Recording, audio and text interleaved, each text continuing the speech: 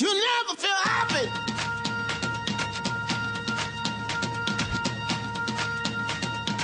Vivre avec les VIH, c'est maintenant l'émission d'une heure chaque semaine pour parler des questions qui comptent dans la vie des séropositifs et de ceux qui les aiment et pour parler aussi de santé sexuelle et des préventions. Au micro, Cristina Rosati, mais de l'autre côté, pas de la vitre cette fois, mais au bout du fil, on a le fidèle Mohamed. Bonjour Momo. Oui, bonjour à toutes et à toutes, bienvenue sur la radio des Sans-Voix. Et bonjour aussi à notre Christian, si au bout des fils. Oui, bonjour, bonjour à tous nos fidèles auditeurs. Salut à toi, Mohamed. Je salue également tout le comité de famille, ainsi que la SPP qui nous accueille chaque mardi. Oui, malheureusement, SPP, il ne nous accueille pas physiquement parce qu'on n'est pas dans les locales, mais on est au téléphone. On a décidé de reprendre de cette manière les émissions, mais au moins de pouvoir nous parler et de reprendre nos activités, même si à distance.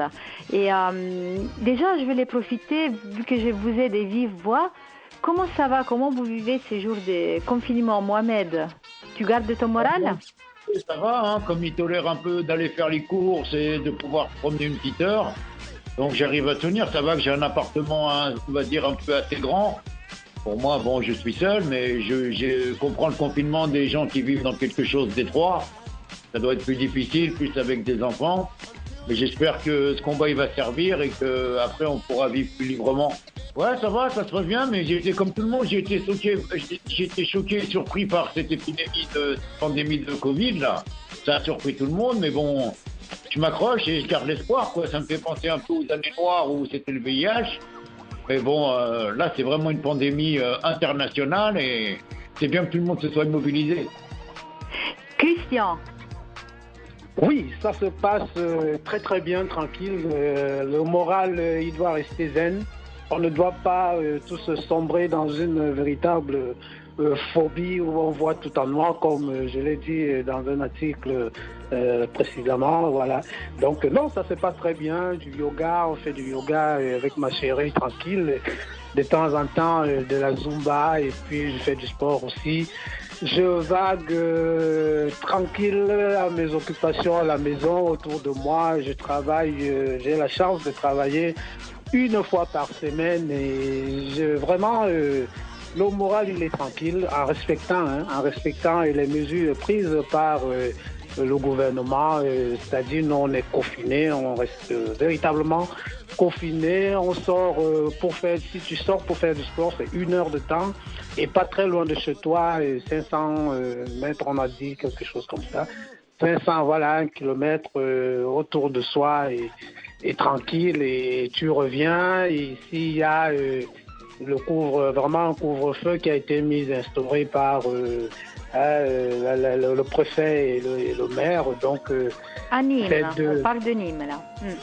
Oui, tout à fait. Ici à Nîmes, je sais que c'est pas partout au vu de tout ce qu'on voit. Voilà. Donc nous ici à Nîmes, on est vraiment confinés. Il y a un couvre-feu. On sort c'est de 6h à 22h, pas plus que ça. Non, on respecte les mesures prises par l'État, quoi. Donc voilà comment on essaie de vivre ça ici. Et comme il a dit Christian, si vous avez envie, sur notre site comitédesfamilles.net, vous pouvez retrouver les récits du confinement vécu par Mohamed et par Christian, avec qui j'ai parlé il y a quelques jours, et ils nous ont raconté leur manière de survivre à ces jours chez soi. Merci beaucoup Christian et Mohamed. On va reprendre du coup les émissions de cette manière au téléphone. J'espère que tous nos auditeurs vont rester avec nous.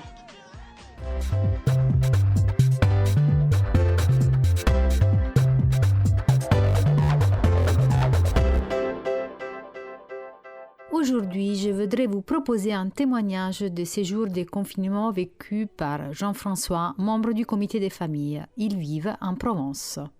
Bonjour déjà tout le monde. Donc, je m'appelle Jean-François, j'ai 53 ans, je suis séropo depuis 2005 et donc je suis le correspondant de Saône-et-Loire et c'est moi qui ai ouvert aussi la permanence, donc 1 fois par mois ici en Saône-et-Loire à Mont-Solimine.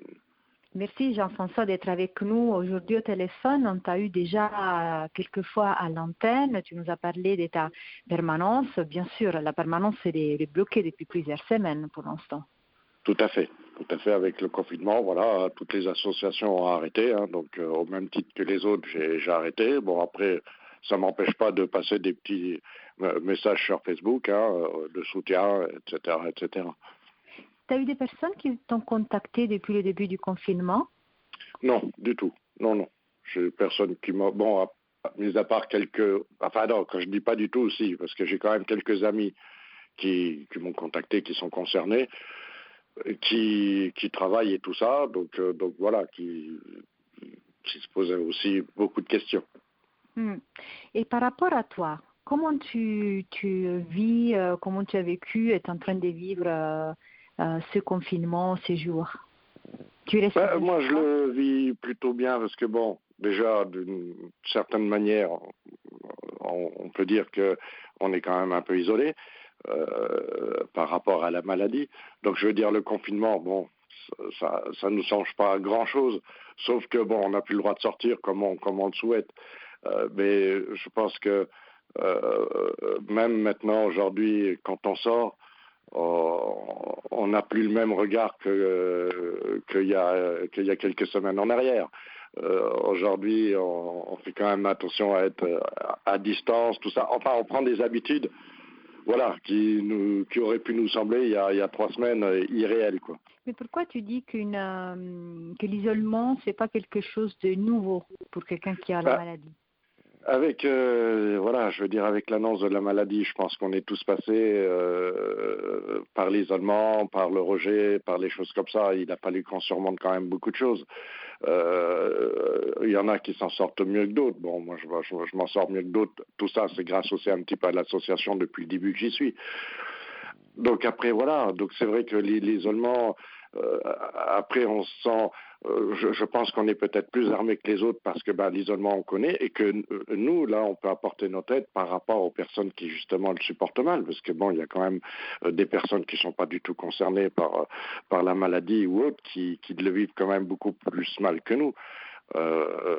Voilà. Après, il y a encore beaucoup d'autres exemples où il y a des personnes qui sombrent, quoi. Voilà. C'est vrai que c'est pas évident. Et si tu pouvais donner des conseils aux personnes qui sont confinées chez eux, si toi tu dis que tu as déjà l'habitude, qu'est-ce que tu fais pour occuper tes journées? Bon, déjà, j'évite de regarder trop les infos. Parce que bon, c'est vrai que là, si on reste branché tout le temps sur BFM, bon, on s'en sort pas, quoi. Parce que bon, c'est vrai que quand même tout ça, ça nous fait en psychote, quoi. On se dit oui, est-ce qu'il faut que je lave mes courses, est-ce qu'il faut que je fasse ceci, qu'est-ce qu'il faut que je lave mes chaussures, est-ce qu'il faut que je lave mon chien. Tout ça, ça nous rend un peu, ça nous perturbe un peu la tête, quoi. Je veux dire, là, aujourd'hui, on a affaire à un virus, bon, voilà, qui est destructeur, comme le VIH. On se sentait invincible par rapport à ça, pourtant on l'a eu. Aujourd'hui, c'est un peu la même chose. Là, je veux dire, ça fait quand même plusieurs semaines qu'on est confiné. Moi, j'ai la chance, autour de moi, dans ma famille, tout ça, j'ai personne qui est concerné. Mes amis sont pas concernés. Voilà, tout ça, donc après, il faut faire, voilà, il faut qu'on fasse attention, essayer d'occuper ses journées, parce que c'est vraiment pas simple, parce qu'on a vite fait de tourner en rond, parce que bon, là, on a déjà fait, moi j'ai rangé déjà tous les papiers, j'ai fait le ménage de toutes les chambres, bon, donc comme là j'ai un petit balcon, je viens de m'occuper de mon petit balcon. Après, voilà, il faut essayer de s'occuper, d'avoir un petit programme. Maintenant, avec Internet, il y a quand même, on peut faire un peu de yoga, il y a quand même pas mal de choses qui nous sont proposées, qui nous permettent de passer le temps, quoi. Oui. Est-ce que tu penses des fois au moment où on pourra enfin sortir de chez nous et tu as déjà réfléchi à la première chose que tu voudras faire ou aux premières choses? C'est quand même un peu compliqué parce que bon, on se dit ouais, on va faire la fête avec nos amis, la famille et tout ça. Bon, donc moi déjà la première chose que je ferai, c'est déjà aller voir mes enfants. Voilà.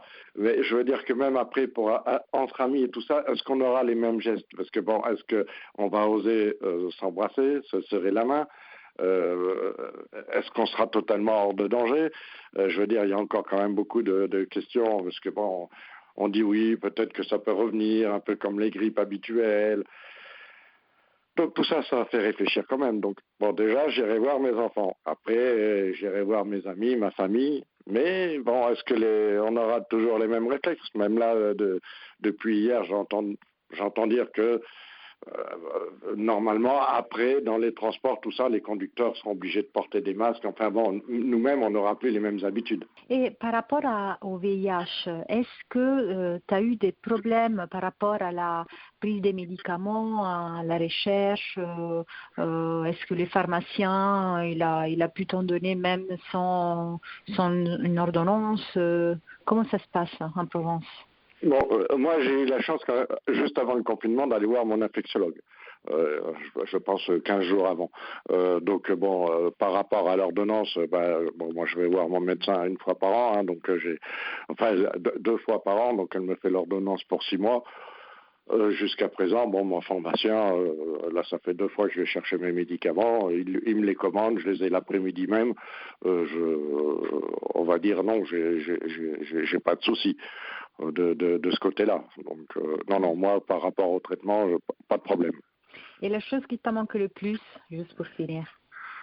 C'est de pouvoir. La chose qui me manque le plus, c'est de pouvoir bouger un petit peu, comme on veut.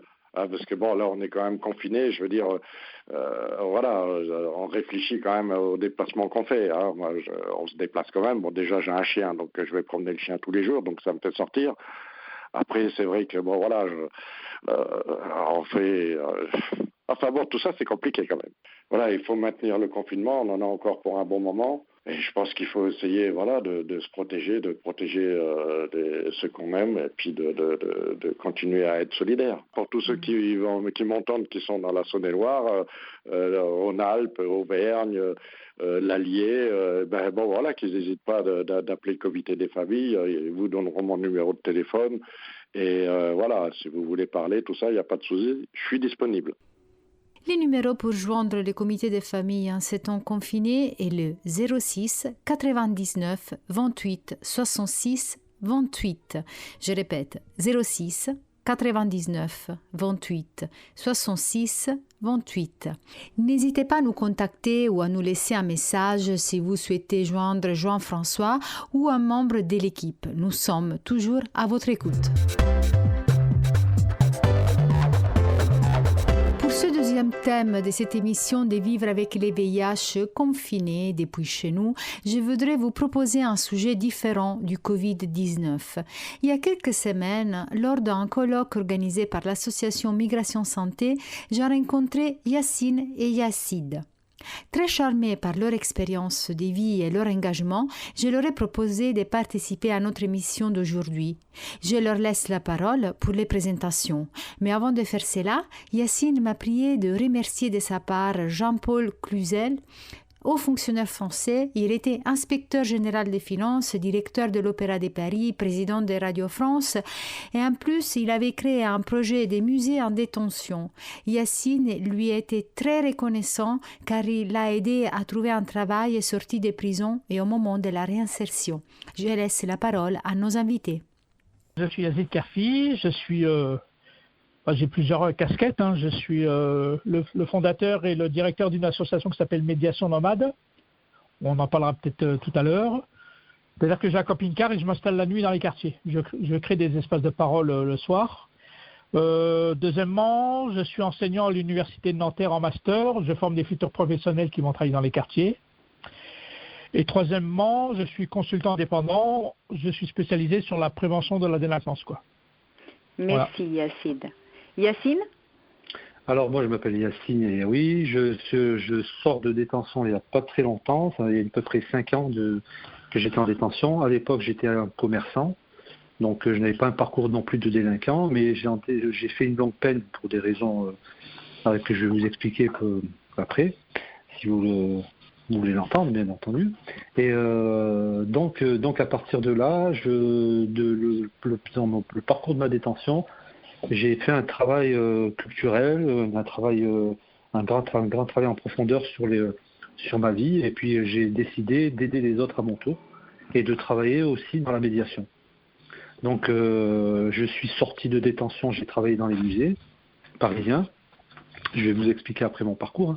Hein. Et ensuite, j'avais vraiment envie de faire quelque chose à côté. J'ai travaillé énormément dans le bénévolat, donc j'ai fait beaucoup d'interventions dans les quartiers, et notamment en prison en ce moment. Et puis, j'essaie de transmettre un peu mon expérience par la culture, etc. Voilà. Merci en beaucoup. gros, hein, c'est les grandes lignes. Hein. Bon, après, j'ai pas l'expérience non plus de Yazid. Yazid, c'est un vrai professionnel, et moi, je suis vraiment novice je démarre, mais je le fais avec une grande volonté et une grande envie, quoi. De toute manière, je vous ai rencontré, vous deux, Yazid et Yacine, un colloque d'une association qui s'appelle Migration Santé, qu'on a reçu déjà au plateau des Vivre avec les VIH. Et j'étais vraiment très, très touchée par vos deux témoignages, pour la force de votre engagement et pour vraiment le cœur que vous mettez dans votre travail. C'est pour cela que je vous ai invité à cette émission, aujourd'hui un peu particulière, parce qu'on est en confinement. Du coup, on ne se voit pas, on est au téléphone. Et avant de rentrer vraiment dans les détails, je voudrais vous demander aux deux comment vous vivez ces moments de confinement chez vous. Est-ce que ça va pour vous? Vas-y, Yacine. Bien, comme je disais, moi je suis un petit peu dans c'est très difficile de dire ça parce que ça va à l'encontre un petit peu de ce que beaucoup de gens pensent. C'est que en fait, moi, comme je suis sorti d'une longue peine, je retrouve un peu ma femme, mes enfants, et je retrouve un petit peu, je vais pas dire que je suis un petit peu comme dans un poisson dans l'eau, mais je suis très content de retrouver ma famille dans un autre aspect des choses, et qu'en même temps, je leur dis, ils découvrent un peu l'enfermement, ce que c'est psychologique. Et ça, j'en reviendrai plus tard un peu, vous expliquer un peu l'enfermement que beaucoup de personnes de l'extérieur ne voient pas. Et donc voilà, donc je retrouve un peu, moi, je me retrouve un petit peu... c'est pas évident de dire ça, mais c'est une réalité. Hein. Je retrouve un peu ma famille, je retrouve un peu plus bon, j'ai pas de conflit du tout, hein, parce qu'on dit l'enfermement, ça ramène des conflits. Au contraire, il y a je retrouve plus de richesse et plus de temps, et je sais pas comment dire ça, mais voilà à peu près, quoi. Vous l'avez bien exprimé. Et Yacine, pour vous, c'est la même chose? Oui, mais je pense que je suis un privilégié quand même. Hein. J'habite dans une maison, j'ai un jardin, donc de ce côté-là, ça va. En plus, ça me permet moi aussi de faire. J'ai plein de bricolage, j'ai plein de petits travaux que je n'avais pas le temps de faire. Donc, j'essaie de profiter du temps de confinement pour que ça soit un temps utile. C'est comme quand j'étais en prison. Mon temps d'incarcération, il faut que ça soit un temps utile, ne pas rester à ne rien faire. Donc, je sais très bien m'occuper, quoi, pour ne pas perdre mon temps. On commence justement par vous, Yacine, parce que vous avez un parcours très particulier. Maintenant, vous vous trouvez comme directeur d'une association qui s'occupe vraiment de la réinsertion. Vous en avez parlé tout à l'heure, l'association Médiation Nomade. Est-ce que vous pouvez nous en dire un peu plus? Oui. C'est pas que ça s'occupe de la réinsertion, mais l'important, c'est de recréer des rencontres entre les uns et les autres. Je pars du principe que la parole, c'est plus fort que la violence. Et puis j'essaye parce que je pense qu'il y a quand même des dysfonctionnements en France. Le soir, les jeunes, ils galèrent le soir, il n'y a pas grand-chose d'ouvert, et c'est souvent à l'heure où ils commencent à faire des bêtises pour certains. En tout cas, la souffrance, l'ennui est important.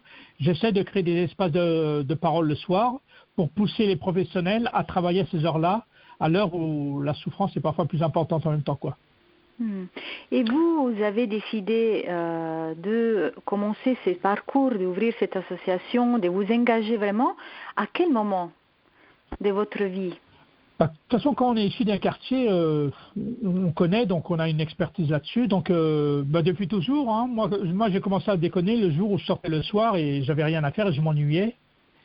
Donc j'ai commencé par là, mais en sortant de prison, j'ai été animateur dans une maison des jeunes, et ma maison des jeunes fermait tous les jours à 2h du matin. Je partais du principe que c'est pas normal que les maisons des jeunes ferment en France à 19h ou à 18h.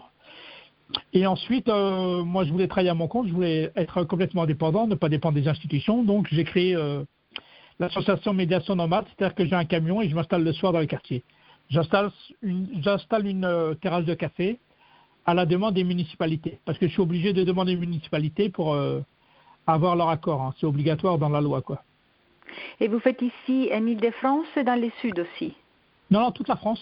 Toute la France, j'ai même été à Mayotte, pas avec mon camion, mais je suis parti en avion, puis j'ai formé les gens à faire un petit peu la même chose, quoi.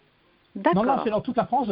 C'est les villes qui m'appellent, qui sont en difficulté, ne savent pas comment faire, et je leur propose c'est peut-être une façon de tisser du lien en même temps. C'est pas sûr que ça marche, mais en tout cas, il faut essayer quelque chose, quoi. Yacine, on passe un peu à vous. Votre parcours, il est complètement différent. Oui. Je vous laisse un peu nous raconter ce que vous souhaitez. Mais en fait, en même temps, je vais vous raconter aussi les difficultés qu'on rencontre parce que moi, quand je suis rentré en détention, donc j'étais plutôt, avant de rentrer en détention, on était une famille de commerçants. Et après, bon, ça a dégénéré. J'ai perdu un frère qui a été assassiné. Hein, et puis derrière, il y a eu des histoires extrêmement graves de règlement de compte.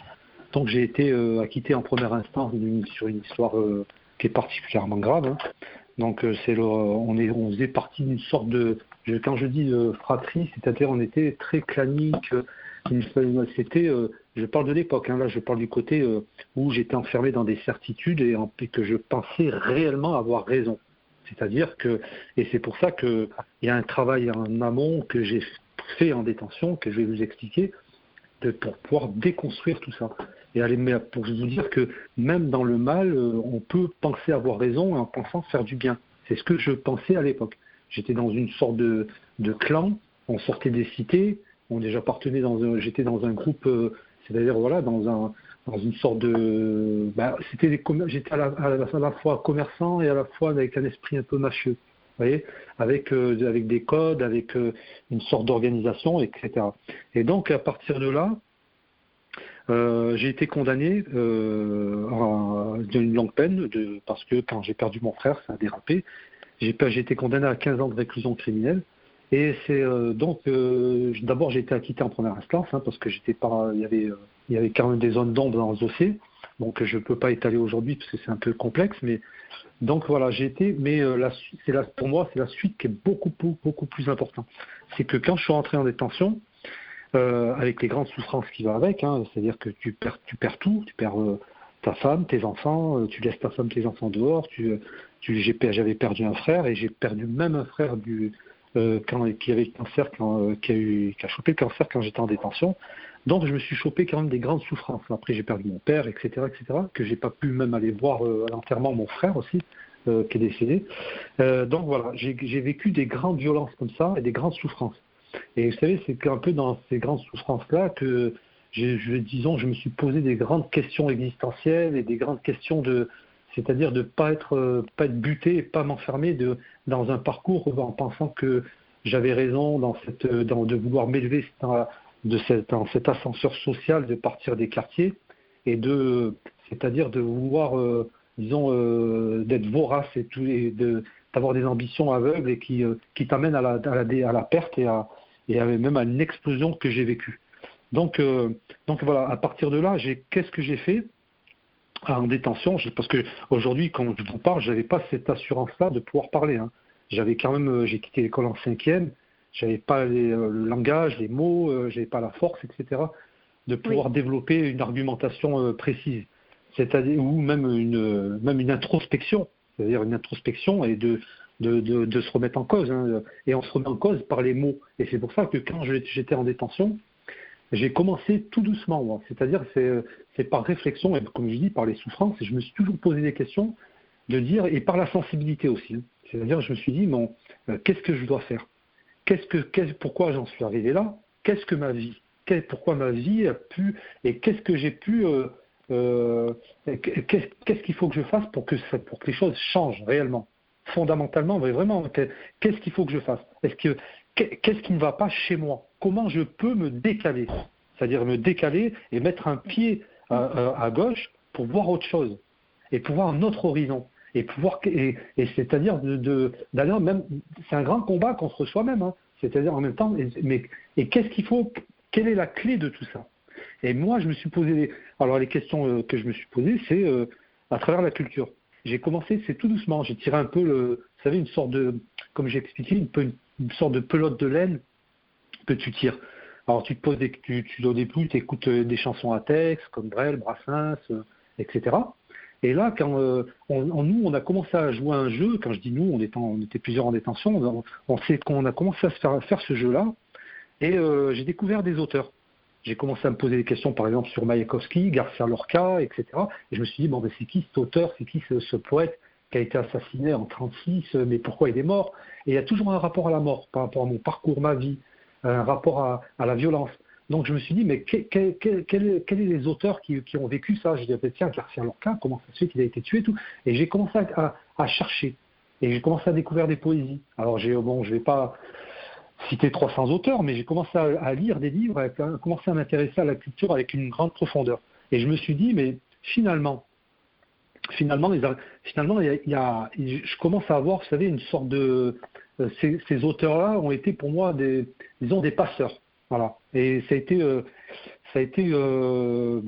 pour moi je ne vais pas dire une révélation, parce que c'est pas le mot, mais ça a été... C'était un peu la clé, on peut dire, c'est la clé du changement que vous avez pu faire dans votre vie. Mais on va revenir aussi sur ça. On va revenir à ça. Vous avez fait le passage à l'acte, c'est-à-dire que vous-même vous écrivez maintenant, et peut-être aussi ça fait partie d'un processus de libération, vous nous le direz. Mais je voudrais faire une parenthèse sur le VIH, que c'est du coup le sujet principal de notre émission. Par rapport à Yazid, est-ce que le VIH, les questionnements par rapport à ça, la prévention, c'est quelque chose qui revient quand vous êtes avec votre camion dans la France, dans les banlieues, avec des jeunes? Est-ce que c'est un thème que vous affrontez, ça vous arrive de l'affronter ou pas?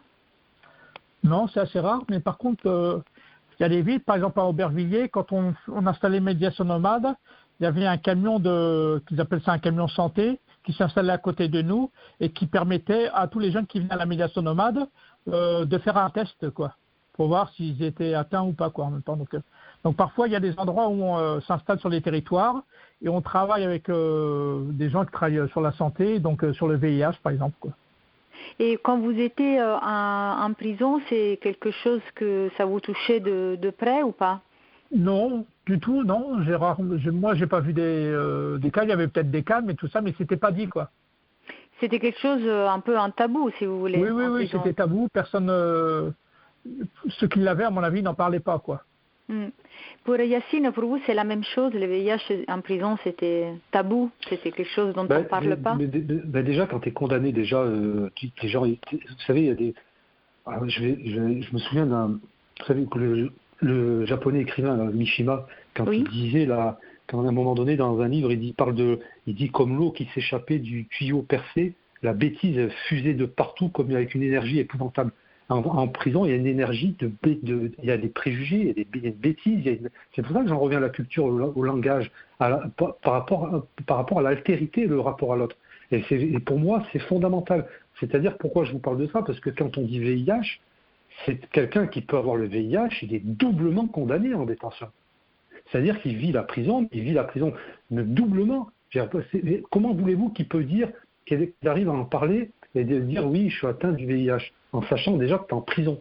Alors là, et c'est pour ça que les préjugés, alors vous savez très bien que dans les années déjà 80, les années jusqu'en 90, il y a eu un racisme, je ne vais pas dire un racisme, une discrimination totale et une violence impressionnante par rapport à ceux qui étaient atteints du VIH. Et on l'a vu, il y a eu des campagnes, il y a des gens qui se sont battus pour qu'on arrive à avoir un autre regard. Et en détention, on a toujours comme cette bêtise qui jaillit du tuyau percé, comme disait Mishima, il y a un travail à faire qui est énorme sur le plan éducationnel par rapport à ça. C'est-à-dire d'accepter que les gens puissent avoir une maladie, puissent avoir des souffrances, etc., etc., etc. Et ça, je pense, c'est un grand combat à laquelle j'essaie d'aujourd'hui de transmettre comme un éveilleur, quoi, de transmettre qu'il ne faut pas avoir des préjugés. Et voilà, ça fait partie un peu du boulot que je veux faire plus tard, quoi, que je fais actuellement et que je veux faire plus tard. Vous, les deux, vous proposez des alternatives, en fait. Vous rentrez dans une vide, si vous voulez, des institutions et vous les remplissez de manière différente. Yazid, pour vous, c'est vraiment donner une type différente de socialité entre les jeunes? Est-ce que quand vous êtes dans les quartiers avec votre camion, vous cherchez à que les jeunes, se rencontrent de manière différente, en fait, si j'ai bien compris. Moi, j'ai vu des photos de votre, quand vous êtes dans votre camion, vous préparez du thé, par exemple. C'est des choses inattendues. Vous l'offrez aux jeunes, les gens ils viennent vous parler. Qu'est-ce qu'ils viennent vous dire aussi? Bah oui, j'essaie de créer un espace convivial pour que les jeunes ils aient envie de parler, de s'ouvrir, de dire des choses qu'ils n'osent pas dire en même temps. Donc, et je pense que plus ils vont parler, plus ils vont exister, mieux ils iront en même temps. L'important, c'est de leur créer un moment donné où je pars du principe qu'on est des porteurs d'espoir, donc j'essaie d'apporter de l'espoir, mais en même temps les faire exister, quoi. Et en même temps, je demande aux professionnels de la ville qui sont ici, essayer de travailler avec ces jeunes en même temps. Donc, parce qu'on a beaucoup de préjugés sur eux. Or, je pars du principe qu'un délinquant, c'est quelqu'un qui est malheureux, mais qui le dira plus jamais en même temps, quoi. Vous voyez, donc à un moment donné, c'est qu'il puisse parler vraiment. Vous essayez de faire du coup même un lien avec les institutions?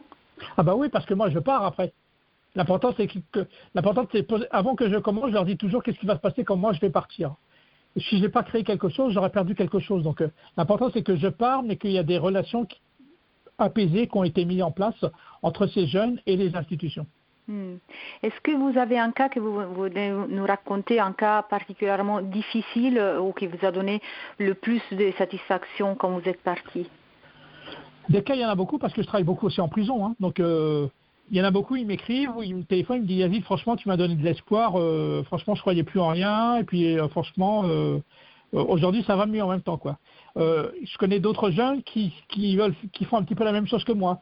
C'est-à-dire que maintenant, ils ont un camion et puis ils font la même chose. Je connais d'autres jeunes, avant qu'il n'y avait pas de structure pour eux, et puis maintenant, ils ont un local qui est ouvert, par exemple, le soir. Quoi. Je connais d'autres jeunes qui, avant, n'allaient pas à la mission locale, n'allaient pas voir les éducateurs, et puis aujourd'hui, ils sont en lien avec eux, et aujourd'hui, ils ont trouvé du travail. D'ailleurs, c'est en détention qu'on s'est connus, Yazid. Oui, c'est en détention, oui. Par une intervention de Yazid, c'est comme ça que j'ai rencontré Yazid. Oui, tout à fait, oui. Et pour vous, Yacine, cette alternative que j'ai demandé aussi à Yacine, pour vous, c'est vraiment la culture. C'est remplir presque, c'est remplir de mots, des bons mots, et aussi d'en créer peut-être. Vous savez que vous vous rappelez de Jean Genet quand il disait le langage, l'ennemi, c'est-à-dire le langage de l'ennemi. Je ne dis pas que les institutions c'est un ennemi, hein, ou le système est un ennemi, mais de parler à un moment donné, pour moi, c'est une question de pouvoir et de disons de rééquilibrer un peu ce qui appartient trop à certaines personnes et pas assez à d'autres. Et pour moi, le langage en fait partie. Vous savez, je pense à l'écrivain algérien, à un moment donné, il avait dit la langue française, c'est mon butin de guerre. Parce qu'un journaliste lui avait reproché de parler, de vouloir l'indépendance et en même temps de vouloir parler la langue française. Mais pour moi, la langue française, c'est un butin de guerre, c'est réellement ça. Et un butin de guerre pour ceux qui n'en ont pas. C'est-à-dire ceux qui n'arrivent pas à s'exprimer, ceux qui n'arrivent pas à parler. Michel Foucault n'appartient pas, Baudelaire, Rimbaud, et Victor Hugo n'appartient pas à une élite. Et ça, il faut arrêter. Et je pense qu'il y a... C'est pour ça que... Après, quand on dit, pour moi, le combat, il est là, la langue française, pour moi, c'est un puissant facteur de cohésion sociale. Comme il a dit Yazid tout à l'heure, c'est un outil d'accès à la culture, mais accès aux gens. Et quand tu commences à redonner un petit peu de la fierté, une identité aux gens, et qu'ils se disent, enfin, j'ai compris, c'est-à-dire c'est-à-dire à un moment donné, vous savez que je vous parle même sur le plan du travail. Le fait de savoir s'exprimer, le fait de savoir se tenir, le fait d'avoir un entretien d'embauche, tout ça part du langage. Et pour moi, quand je vois la misère intellectuelle, la misère mais qui est terrifiante en détention, je me dis, pour moi, le combat était essentiel et là. Et heureusement qu'on a des intervenants qui travaillent là-dessus, hein, qui font un travail remarquable, hein, j'en ai vu pas mal, hein, qui font du bon boulot, hein, qui viennent de l'extérieur et qui travaillent, qui font des profs, etc. Je pense même à un prof qui était, je tire mon chapeau, qui s'appelait Laurent Montferrat, qui était au centre de détention de Réau. Il transmettait le savoir vraiment avec une autorité, mais une autorité très magnétique, très douce, et qui savait transmettre les choses. Et ça, c'est hyper important, parce que comme il disait Yazid, on n'humilie pas les gens, on leur donne un peu de fierté, il y a un échange, il y a une passerelle, et de transmettre le langage, pour moi, c'est hyper important. Et j'en suis la preuve vivante, hein, puisque je n'étais pas comme ça avant et j'ai beaucoup plus d'assurance aujourd'hui, quoi. Si vous avez le pouvoir de changer quelque chose, que ce soit dans les prisons, que ce soit dans les quartiers, qu'est-ce que vous changerez en première, Yazid? Je sais pas, peut-être. Enfin, déjà plus de démocratie, quoi, que tout le monde puisse prendre la parole, quoi. Et qu'on n'écoute pas seulement une partie de la population et pas l'autre. C'est ça, c'est peut-être casser les ghettos, que les personnes pauvres puissent habiter dans d'autres quartiers, dans des quartiers de riches, hein. Puisque les riches ne veulent pas habiter chez les pauvres, on peut le comprendre, mais que je connais beaucoup de pauvres qui aimeraient habiter dans d'autres villes, dans d'autres quartiers, en même temps que c'est ça. Puis vraiment que la loi Taubira soit appliquée, quoi. C'est-à-dire que les détenus puissent sortir à la mi-peine, qu'on puisse aménager les peines, qu'on arrête d'incarcérer parfois pour les petites peines, des choses comme ça. Donc franchement, la prison, ça arrange pas les choses en même temps. Donc essayer d'éviter la prison, il faut que ça reste exceptionnel, la prison, quoi. Donc trouver d'autres moyens que la prison. Oui. Et Yacine, pour vous? Moi, c'est la bêtise. La bêtise, elle amène à des choses.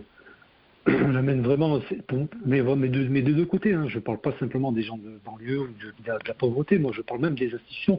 On peut être complètement aveuglé, même en étant dans sa propre intelligence. Moi, j'ai vu des universitaires, j'ai vu des hommes politiques.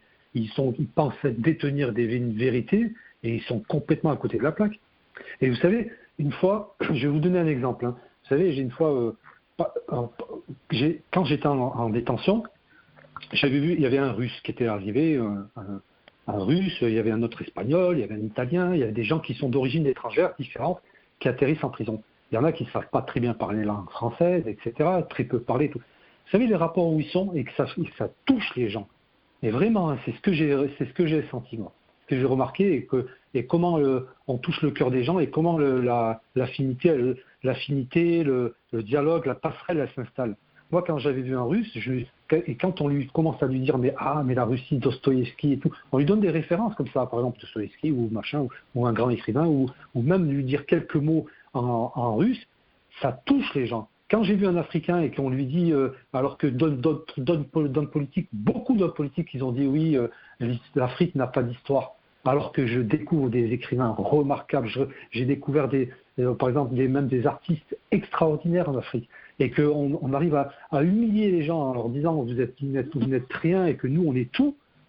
C'est ça qui pour moi ça fait partie de cette bêtise et ça fait partie des choses où le malheur peut arriver et que les confrontations elles peuvent arriver. Et c'est pour ça que pour éviter de penser en termes de confrontation, moi, je pense vraiment qu'il faut passer en termes de fécondation réciproque. Il faut essayer de mettre une passerelle, d'échanger les choses et de comprendre l'histoire des gens. Et vous savez, Benjamin Stora, il est super avec son musée sur l'immigration. Il en parle. Il dit, mais même l'immigration a une histoire. Et quel est le Français comme on dit, de base, ou moyen qui connaissent l'immigration? Ils vivent avec 10 millions d'étrangers, ils ne savent même pas l'histoire de l'immigration. Ils ne connaissent rien. Et ils pensent être intelligents, et je parle même des gens intelligents, hein, même des gens des universitaires. Vous savez, je vais vous donner un exemple. Hein. C'est un exemple, je vais être très rapide là-dessus, mais il y avait une sociologue qui était arrivée en détention, et à l'arrivée, avec très intelligente, mais qui n'avait aucun rapport à la culture de l'Afrique, à la culture de l'autre, alors il y avait pas mal de gens d'origine africaine, maghrébine, elle ne connaissait strictement rien là-dessus. Alors je pense que là, ça en fait partie de la bêtise. Et quand je lui ai posé la question, je dis oui, vous êtes sociologue, donc vous allez me parler de Bourdieu, vous allez me parler d'Auguste Comte, je vais vous quand même parler, parce que du grand aussi sociologue, est-ce que vous le connaissez? C'est Ibn Khaldoun qui était un grand historien algérien, elle ne le connaissait pas. Et pourtant, c'était une sociologue universitaire. Donc, il y a un aveuglement de l'Occident. Il y a un aveuglement des universités, de l'école, de l'éducation, un aveuglement total du rapport à l'autre. Et pourtant, on a eu des grands penseurs comme Lévi-Strauss qui nous ont appris, les Indiens d'Amérique, le rapport à l'autre, etc. Et aujourd'hui, je le vois et je l'ai senti, cet aveuglement-là. Et quand tu ne donnes pas un respect par rapport au passé des gens, et de mettre une passerelle, de leur faire comprendre. Vous savez, vous êtes italienne, si je vous parle d'Umberto Eco, vous êtes contente, on va avoir un échange, on va dire mais c'est incroyable, etc., etc. Mais ça, ou Gramsci, ou le révolutionnaire Gramsci, etc. Oui. Donc tout ça fait partie quand même il y a une histoire qu'on ne peut pas balayer, on ne peut pas nier aux gens. Et je pense que pour moi, c'est pour ça que j'en viens à la bêtise. Pour moi, la bêtise, c'est le début de confrontation et c'est le début de la connerie, quoi. Là, on va vers la fin de cet entretien téléphonique très intéressant que je vous remercie vraiment beaucoup d'avoir accepté. Et je reviens sur Yacine parce que je sais que vous écrivez aussi des textes. Est-ce que vous avez envie de nous en lire un à l'antenne? Bon, c'était un petit texte que j'avais écrit en cellule, hein. Donc c'est pas de la poésie, mais c'est un petit texte qui fait que quand on est en détention, c'est un peu, quand on est dans une cellule, c'est un petit peu c'est un peu, je vais pas dire ça fait du bien, quoi.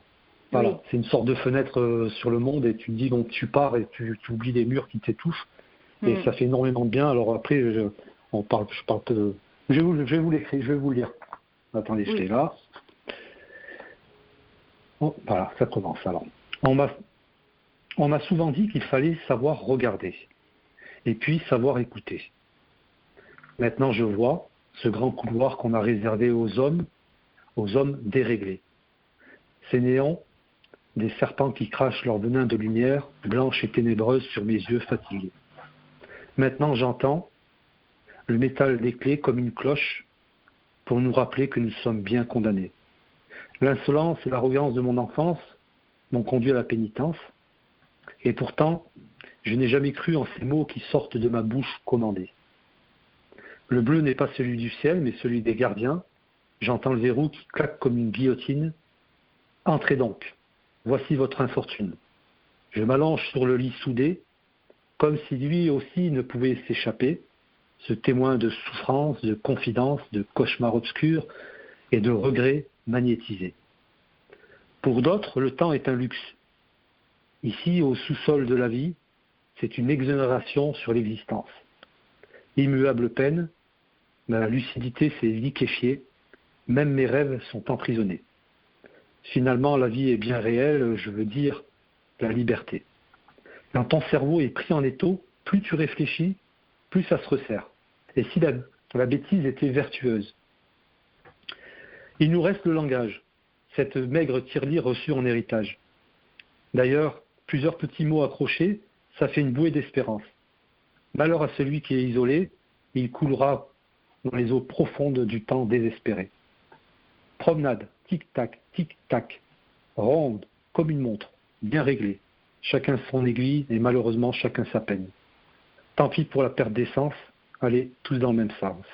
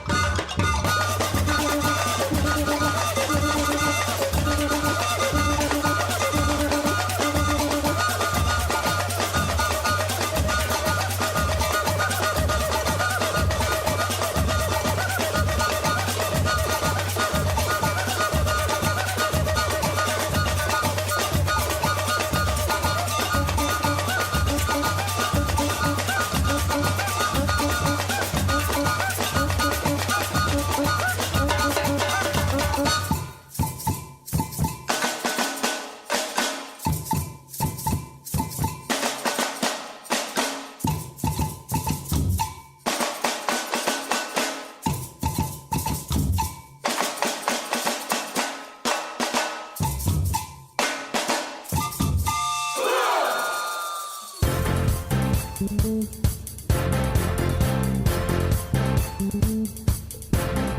pensez que confinés de chez nous, nous n'allons pas vous donner les annonces du cœur de cette semaine?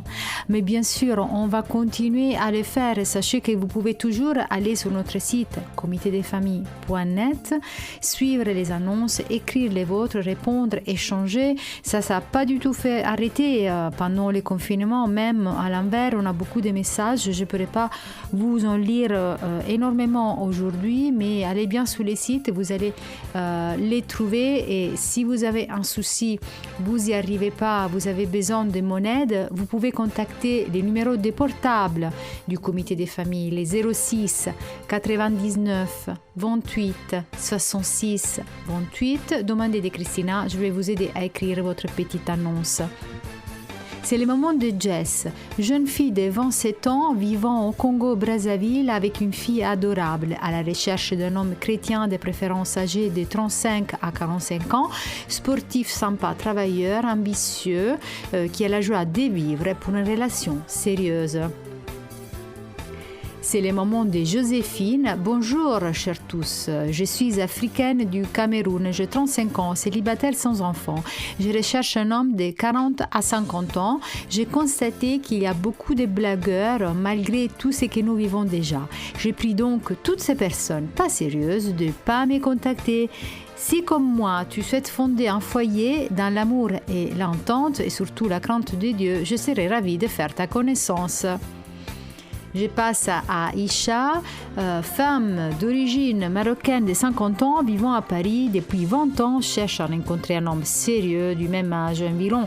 Je suis musulmane mais pas rigide. Je suis en très bonne santé, j'aime le sport, sortir, discuter. Je prends bien soin de moi et des autres. Je suis généreuse, ouverte. Si vous voulez me rencontrer, laissez votre description sous le site et demandez à Christina de nous mettre en contact. À bientôt. Je termine aujourd'hui avec Annie, jeune femme africaine de 43 ans, en pleine santé, charge virale indétectable depuis 2010. Je travaille et souhaite rencontrer l'homme de ma vie. Âgée entre 45 et 55 ans, africaine musulmane, indépendant, travailleur, attentionné et sachant me chuchoter. Merci de contacter Christina.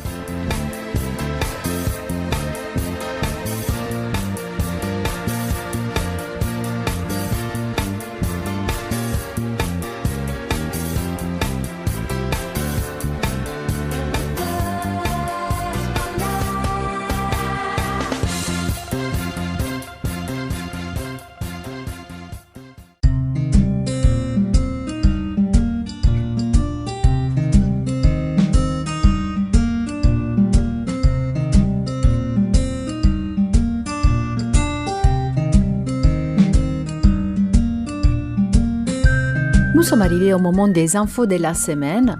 Pour tout ce qui concerne le Covid-19, je vous conseille de faire un tour sur notre site internet comitedesfamilles.net.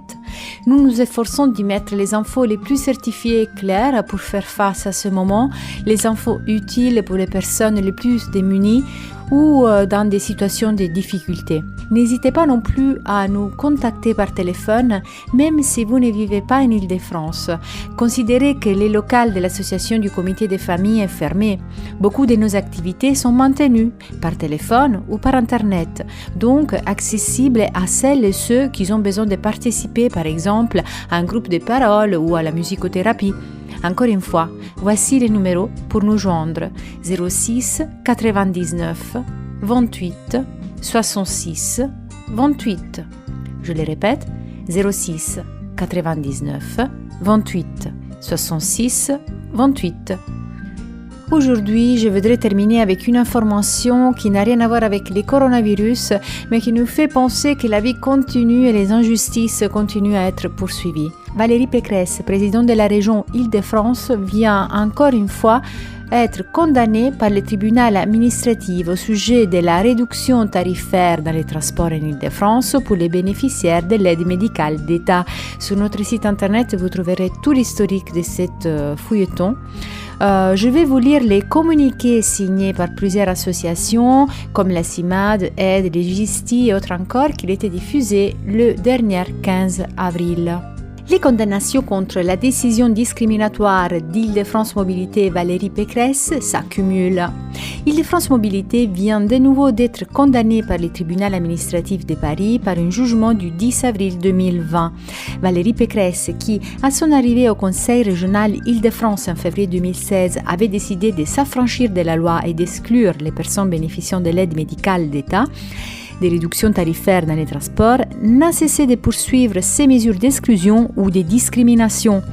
Après avoir été condamné une première fois par le tribunal administratif de Paris le 5 janvier 2018, Île-de-France Mobilité Valérie Pécresse ont montré leur acharnement. Elles ont fait appel, ont de nouveau été condamnées par la Cour administrative d'appel de Paris le 6 juillet 2018 et se sont ensuite pourvues en cassation devant le Conseil d'État qui leur a de nouveau donné tort dans un arrêt du 9 octobre 2019. Après l'arrêt de la Cour administrative d'appel de 2018, Île-de-France Mobilité s'est empressée d'adopter quelques jours plus tard, le 11 juillet, une nouvelle délibération destinée à mettre en œuvre les injonctions des juges et procéder au remboursement qui avait été injustement refusé, mais selon des modalités restrictives et des délais bien trop courts. Concrètement, la violation des droits des milliers de personnes n'a pas été réparée. Mais cette nouvelle délibération était tout aussi légale que la première, car une possibilité de réduction tarifaire a certes été réintroduite, mais avec des conditions au rabat. La réduction était moindre, 50% au lieu de 75%, et de nouvelles conditions discriminatoires étaient introduites, toujours contraires à la loi, telles que l'exigence d'un avis d'imposition et d'une résidence en Île-de-France. C'est cette délibération que le tribunal administratif de Paris vient de nouveau d'annuler, certes seulement pour des raisons de forme, mais en estimant aussi probablement très sérieux les arguments de fond, puisqu'il a décidé de condamner Île-de-France Mobilité à verser 3 900 € aux requêtants. Ces procédures sont manifestement dilatoires puisqu'il s'agit du 4e procès perdu par Île-de-France Mobilité, toujours aux frais de l'établissement public.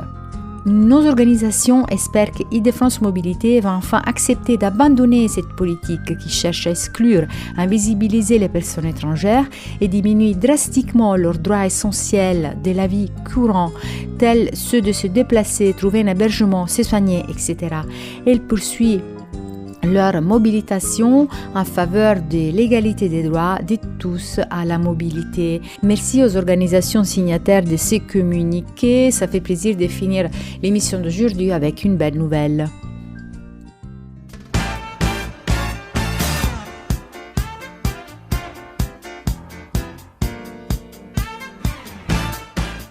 Merci d'être resté avec nous jusqu'à la fin de cette émission Vivre avec les VIH confinés. Je vous donne rendez-vous à la semaine prochaine et prenez soin de vous. À bientôt.